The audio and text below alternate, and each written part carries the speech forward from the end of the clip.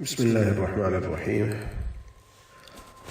آج ہم آپ سے بیان کرتے ہیں اچھی تربیت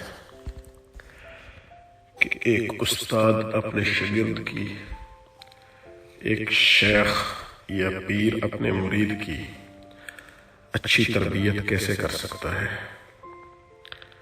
ایک واقعہ آپ کو سناتے ہیں اور اس کے ذریعے ہم یہ سیکھنے کی کوشش کرتے ہیں کہ اگر ہمیں بھی کبھی موقع ملے تو ہم اپنی بھی اور دوسروں کی بھی تربیت کو ایسے ہی پازیٹیو طریقے سے کریں۔ تو واقعہ کچھ یوں ہے کہ ایک عالم جو کہ شیخ تھے، وہ اپنے ایک شاگرد کو ساتھ لیے کھیتوں میں سے گزرتے ہوئے کہیں جا رہے تھے۔ چلتے چلتے راستے میں ایک بوسیدہ سا جوتا دکھائی دیا۔ ابھی اس جوتے کو دیکھ کر صاف پتہ چل رہا تھا کہ یہ کسی بڑے میاں کا، کسی بزرگ کا جوتا ہے جو کہ قریب ہی کہیں کھیتوں میں مزدوری کر رہے ہوں گے اور فارغ ہو کر اسے پہن کر اپنے گھر کھلا لیں گے۔ اب شاگرد کو ایک بات سوجھی۔ انہوں نے اپنے شیخ سے پوچھا، یہ کیسا رہے گا کہ تھوڑی دل لگی کا سامان کریں اور جوتا ادھر ادھر کر کے خود بھی چھپ جاتے ہیں، اور جیسے ہی یہ بزرگوار یہاں پہ آئیں گے واپس اپنا کام ختم کر کے اور اپنے جوتے کو نہ پائیں گے تو ہم دیکھتے ہیں کہ ان کا رد عمل کیا ہوگا، اور لازماً یہ رد عمل ہمارے لیے دلچسپی کا سما پیدا کرے گا۔ لیکن جو شیخ تھے وہ بھی ایک شیخ تھے، ایک اچھے استاد تھے، اچھے مرشد تھے۔ انہوں نے کہا، بیٹا، اپنے دلوں کی خوشیاں دوسروں کی پریشانیوں سے وابستہ کرنا کسی طور پر بھی پسندیدہ عمل نہیں۔ بیٹا، تم پر اپنے رب کے احسانات ہیں، ایسی کبھی حرکت سے لطف اندوز ہونے کی بجائے اپنے رب کی ایک نعمت سے تم اس وقت ایک اور طریقے سے خوشیاں اور سعادتیں سمیٹ سکتے ہو، اپنے لیے بھی اور اس بیچارے مزدور کے لیے بھی۔ ایسا کرو کہ جیب سے کچھ نقد سکے نکالو اور دونوں جوتوں میں رکھ دو، پھر ہم چھپ کر دیکھیں گے کہ ان کا رد عمل کیسا ہوگا۔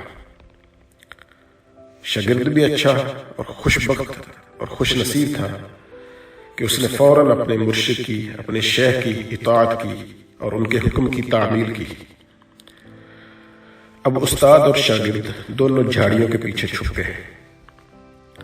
کام ختم ہوا، بڑے میاں نے آن کر جوتے میں پاؤں رکھا، تو جیسے ہی انہوں نے جوتے میں اپنا پاؤں رکھا تو سکے پاؤں سے ٹکرائے، تو ایک ہڑبڑاہٹ کے ساتھ ان بوڑھے میاں نے، ان بزرگوں نے اپنا جوتا اتار دیا، اور جیسے ہی انہوں نے جلدی سے جوتا اتارا تو سکے ان کے جوتے سے باہر آ گرے۔ اب ایک عجیب سی سرشاری تھی، انہوں نے جلدی سے دوسرے جوتے کو بھی پلٹا، اس میں سے بھی سکے کھنکتے ہوئے باہر آ گئے۔ اب بڑے میاں آنکھوں کو ملتے ہیں، دائیں بائیں دیکھتے ہیں۔ جب انہیں یقین ہو جاتا ہے کہ یہ خواب نہیں ہے بلکہ یہ تو سچ مچ میں مجھے سکے ہاتھ لگے ہیں، تو تشکر کے آنسوؤں سے ان کی آنکھیں بھر آتی ہیں۔ بڑے میاں وہیں پہ سجدے میں گر جاتے ہیں، اور استاد اور شاگرد دونوں سنتے ہیں کہ وہ سجدے میں گر کر کیا کہہ رہے ہیں۔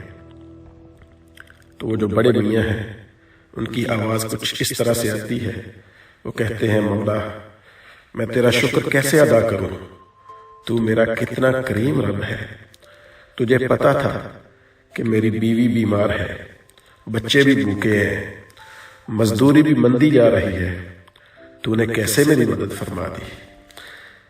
اے اللہ، ان پیسوں سے اب بیمار بیوی کا علاج بھی ہو جائے گا اور کچھ دنوں کا راشن بھی ہو جائے گا۔ ادھر وہ اس گریہ زاری کے ساتھ اپنے رب سے محو مناجات تھا، اور دوسری طرف استاد اور شاگرد دونوں کے ملے جلے جذبات اور ان کی آنکھیں بھی آنسوؤں سے لبریز ہو چکی تھی۔ کچھ دیر کے بعد شاگرد نے دست بوسی کرتے ہوئے عرض کیا کہ استاد محترم، آپ کا آج کا سبق کبھی بھی نہیں بھول پاؤں گا۔ آپ نے مجھے زندگی کا ایک مقصد دے دیا ہے اور خوشیاں سمیٹنے کا اصل ڈھنگ بتا دیا ہے۔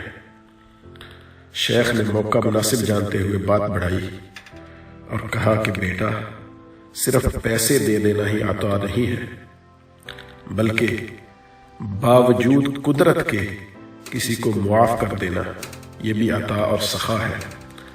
مسلمان بھائی بہن کے لیے غائبانہ دعا کرنا یہ بھی ایک عطا اور سخا ہے۔